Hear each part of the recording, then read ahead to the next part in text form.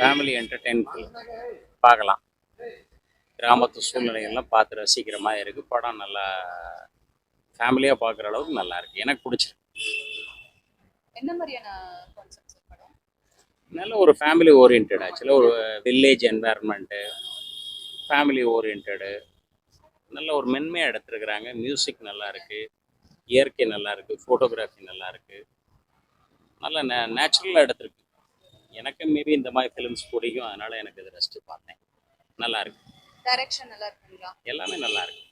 ஆர்டிஸ்ட்லாம் எப்படி நடிச்சிருக்காங்க? நல்லா பண்ணியிருக்காங்க, நேச்சுரலாக இருக்கு. விக்ரம் பிரபுவோட ஆக்டிங் எப்படி இருக்கு? அவர் நல்லா பண்ணுறாரு. அதில் அவரை ரெஸ்ட்டு பார்க்குறதுக்குன்னே இருக்கிற கூட்டத்தில் நானும் ஒரு ஆள். நல்ல ஹீரோயினும் நல்லா செலக்ட் பண்ணியிருக்காங்க, நல்லா இருக்காங்க.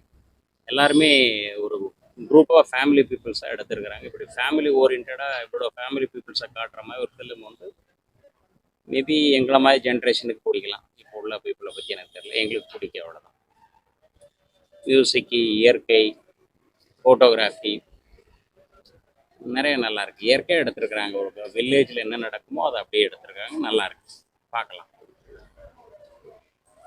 80s காலகட்டங்களில் பார்த்த பீப்புளுக்கு இந்த மாதிரி படம் பார்க்கணும் விரும்பினா வந்து பார்த்தா நல்லாயிருக்கும், பார்க்கலாம்.